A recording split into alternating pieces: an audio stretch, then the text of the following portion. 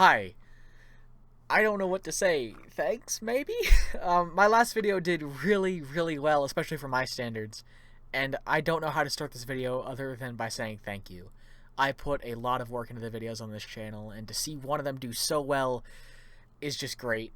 And I wasn't planning on making this video until about 5 minutes before I sat down to write the script. I've been working on a bigger project for the last month or so, and I'm almost done with the script, but I figured to tide over the new people, I could make this video, talking about one of my favorite games and franchises, The Walking Dead. And with the announcement of yet another spin-off show, I figured now would be a good time to talk about it. And it also gives me a chance to go back to the reason I started this channel, which was to talk about writing. Anyways, without further ado, the video. The Walking Dead holds a special place in my heart and the hearts of many others. Whether you just watched the show until... Back to it! Or maybe you just played the first game, which is what I want to talk about today. I can talk about it for hours, but today I'm specifically talking about the second episode of the first game, and even more specifically than that, about how it hides its antagonists in plain sight. Stories have done this for a long time. The best example I can think of is Norman Bates in Psycho. From the beginning, we know that something is off with him, specifically about how he talks about his mother, or just the way he speaks in general. Do you go out with friends? Well, a boy's best friend is his mother. The biggest difference between the two is that we find out Norman is the villain way earlier on when he covers up the murder of Marion at the beginning of the story, rather than towards the end when we find out that the St. Johns are the villains. When I first made this connection, I wanted to see if I could find some old interview with Alfred Hitchcock, who directed Psycho, where he talks about plot twists and things like that, but when I started looking for it, all I got was a lot of different people talking about plot twists, probably using the Psycho movie. All of the videos I watched basically said the same thing, like most video essays. They all boiled down to, don't tell your audience too much, but tell them enough. Which to me sounds a lot like I should give them 2 + 2. I first started really understanding this storytelling device when I was writing with Bob Peterson on Finding Nemo, and we would call this the Unifying Theory of 2 + 2. Make the audience put things together. Don't give them 4, give them 2 + 2. The elements you provide and the order you place them in is crucial to whether you succeed or fail at engaging the audience. Editors and screenwriters have known this all along. It's the invisible application that holds our attention to story. I'll link that TED Talk down below. It's from Andrew Stanton, who has directed just a lot of Pixar movies like Finding Nemo, WALL-E, and all 4 Toy Story movies. The point of that TED Talk is don't underestimate your audience. Like he said, don't give them 4, give them 2 + 2. Okay, I am now about a page into the script, and I think I can finally start talking about The Walking Dead now. I won't go too in-depth with the history of the franchise, as I've already done that in my video about the resurrection of the series, so I'll just jump straight into the second episode of the first game. Fair warning, if you haven't played through the game already, or at least the first episode, this might get a little confusing. This episode opens months after the first one ended, though we're never told how many. Our heroes are still in the motel we left them in. Lee, our main character, is on a hunting trip with a new member of the group, Mark, who I wrote down as Mike in the script until I went back to record gameplay you're seeing now. Anyways, while hunting, we hear a scream off in the distance.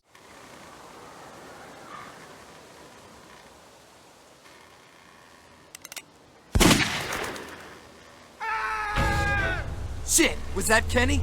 I don't know. Come on! Lee and Mike run off to investigate and find a teacher and 2 of his students, with the teacher having stepped in a bear trap, which Mark says, Lee, this trap has been altered. There's no release latch. our first clue that we aren't the only ones out here in these woods. Once Lee cuts off the teacher's leg, Travis, one of the students, is cornered and eaten. Behind you! Travis! Come on, we gotta move!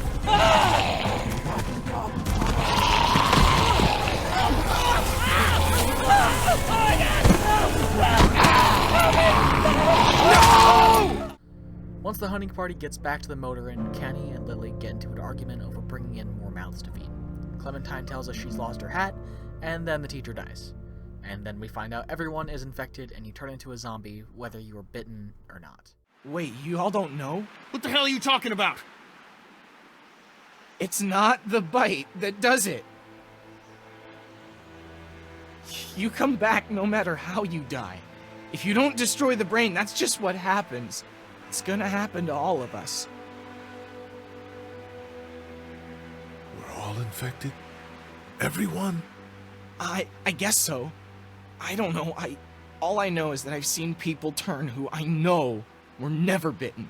When I first saw it happen, we were all hiding out in a gym and everybody thought we were finally safe. But one of the girls, Jenny Pitcher, I think, I guess she couldn't take it. She took some pills. A lot of them. Someone went in the girls' room the next morning and... God. Hey look, new people. These are the St. Johns. They own a dairy farm and are willing to trade food for gas. On the way to the farm, the group runs into an argument between a so-called bandit and what appears to be a person who they had made a trade agreement with. You think you're gonna cut me out of this? Shit, get down. No one's trying to cut you out of anything. You and Gary are always pulling this shit. Bandits? Who? Haven't noticed. Those look like the people who Calm raided down, my your camp. paranoia's pissing everyone Who are off. they? Fuck you! You knew we were hungry, and you guys were keeping it all for yourself. We do. Yeah, and you know what? We ate it all. What are you gonna fucking do about it? Don't worry, Danny and I got you covered if something happens, but let's just wait this out. Hope they move on. Fuck you! Fuck you! Fuck you! Shit! Asshole! The world out here has gone to shit. Come on, let's get to the dairy where it's safe. As we'll soon find out, the St. Johns have a similar agreement with them. Once they reach the farm to see the electric fence, the group immediately feels right at home. Lee and Mark are now put to work right away, being told to knock out the husks, or the dead zombies, off the fence so that way the generator doesn't get overloaded. After pushing a few off, the pair comes across a walker that has knocked over a section of the fence. When they hop over to the other side and get the fence back up, suddenly the power turns back on, even though the St. Johns knew that they're out there. Huh. Not 5 seconds after the power comes back on, Mark is hit in the shoulder with an arrow, right before they're caught up in a hail of... arrow fire? No, is that right? Yeah, that sounds about right. Arrow fire. Arrow fire works, yeah. Mark and Lee make it back to the front of the house right as the rest of the group arrives. Hey, y'all. Mark! Oh my god, what happened? He got shot with an arrow. Christ, are you gonna be okay? Yeah, I'm fine. I should just pull it out. Oh no, honey, come on. Brenda's got you. Come on inside now. We'll have you all sorted out. Mark is taken inside to be tended to, while Katja and the vet look at Mabel, the dairy's main cow, only to find out that she's pregnant, and apparently so far along that she could have her baby tonight. Katja says Mabel could have her baby tonight. So you're telling me that these experienced farmers don't know what a pregnant cow looks like, and they had no idea until she could give birth. I mean, okay, you know, whatever. I mean, there are zombies walking around, so I guess this isn't the most improbable thing in the whole episode. Lee and Danny St. John head out to one of the bandit camps to try and stand their ground and to not tolerate them anymore. Once they get to the camp, Lee notices several boxes from the dairy, to which Danny looks nervous. Lee finds a camcorder, and Danny gets more than a little nervous at the sight of it. What'd you find? A video camera. Let me see that. Battery's dead, though. Oh, good. What else they got over here? Let's see if we can find anything useful and then get a move on. Lee looks inside the tent and finds 2 sleeping bags, a children's toy, and Clementine's hat. Once he does, this cutscene triggers. The hell? Don't fucking move. Shit! Put your guns down. I ain't going back. You tell him Jolene ain't going back. Hey, we had a deal. No shooting as long as we gave you food. What the fuck happened? You had a deal with them. I ain't them. Oh, I know you. I know what you are. And I know what you do. You don't know me. Steal my shit. Steal everything from me. We had a deal. You people broke it first. Now maybe you didn't hear me last time. When I asked you, sweet, put your damn guns down. You think I won't kill you? I'm gonna take this here crossbow and put a nice sharp arrow right through your eyeball and into your goddamn brain. You're not men. You're monsters. All men are monsters. Take what they want and then destroy it all. Take a can of beans. Take a little girl. It's all the fucking same to you. Where did you get this hat? The little girl. You stole it from her. So what if I did? You stole her from me. What the hell are you talking about? You know what? I changed my mind. I'm putting this arrow right through your balls. Yeah, right through. String them up on that tree. Then I'm gonna head down to that farm and shoot every goddamn person I see. Look, there's 2 of us and 1 of you. No matter what happens, one of us is gonna kill you. Like you could kill me. They couldn't kill me. They tried. Killing everywhere. Take all the dead folks you want. We'll make more. Go on. Tell him, boy. Tell him what you got in mind for us.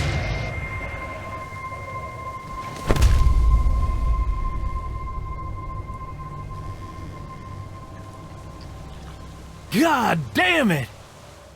Welp, now that Jolene is dead, better not tell anyone back at the dairy that a woman in the woods just accused Danny of being a pedophile. While there are children on this ranch, which is just a massive red flag. Okay, I love these games, I really do, but sometimes the writing is just... When they get back on the farm, Kenny and Lee find a locked door in the back of the barn. After a little bit of puzzle solving, Lee gets the lock off and finds a room covered in blood, and it looks to be an on-site slaughterhouse. Before sitting down to eat, Lee follows an orange extension cord up the stairs and through a closet. When he plugs it in, light emanates from a hole in the wall, and when he walks into the adjacent bedroom and moves a bookshelf that's blocking a doorway, Lee finds Mark with his legs hacked off, and Mark tells him, What the hell happened to your legs, man? Don't eat dinner.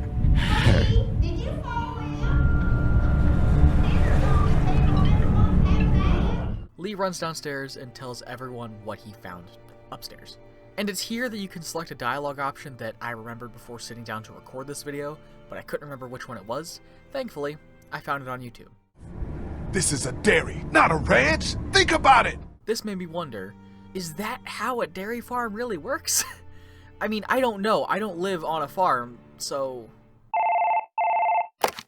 Okay, so you live on a farm, right? Correct. Okay. So, can you tell me the difference between a ranch and a dairy?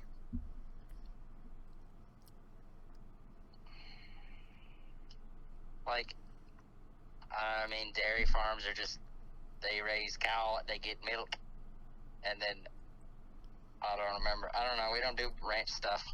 Dairy is, I know, like, there's a difference between a dairy farm and a beef farm. I mean, obviously, do beef and then do milk. Yeah, okay, so, wait, so, now the more simple question is, does a dairy raise cows and then slaughter them? I think that's more beef farms. So ranches.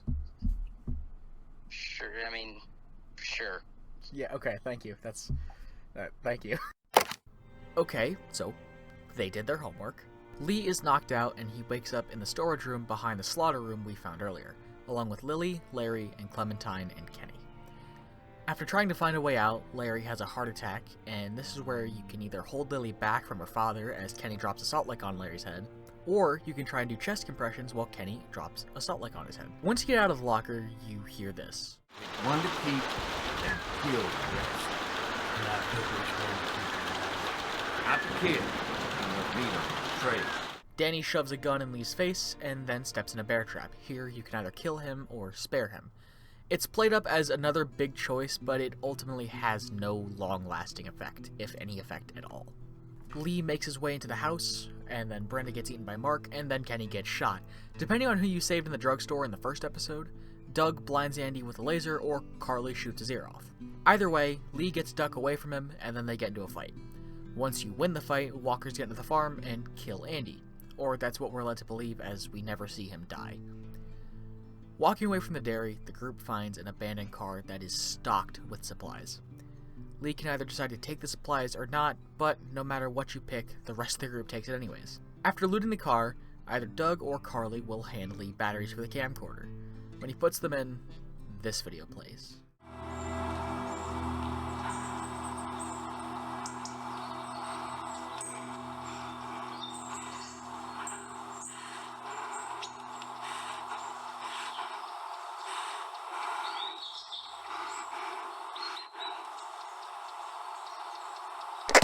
Jake, Bart, Linda, and all y'all fucking sickos from the save lots.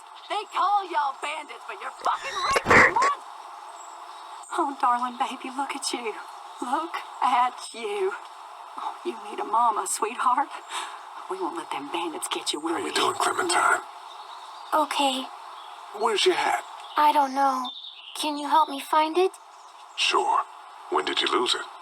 I had it a couple days ago. I promise. If I find it, Thinking you're I'll safe. let you know. Sitting there acting like things are the way they used to be. The dead don't kill their own. It's the living you gotta be afraid of. The people I used to call friends. The people who took... Don't worry, little girl. Bandits got their eye on that dairy. As long as they keep getting food from them, you'll be safe. I promise.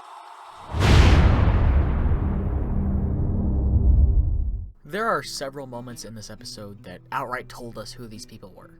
Oh, I know you. I know what you are. And I know what you do. So why didn't the group listen? No, I don't!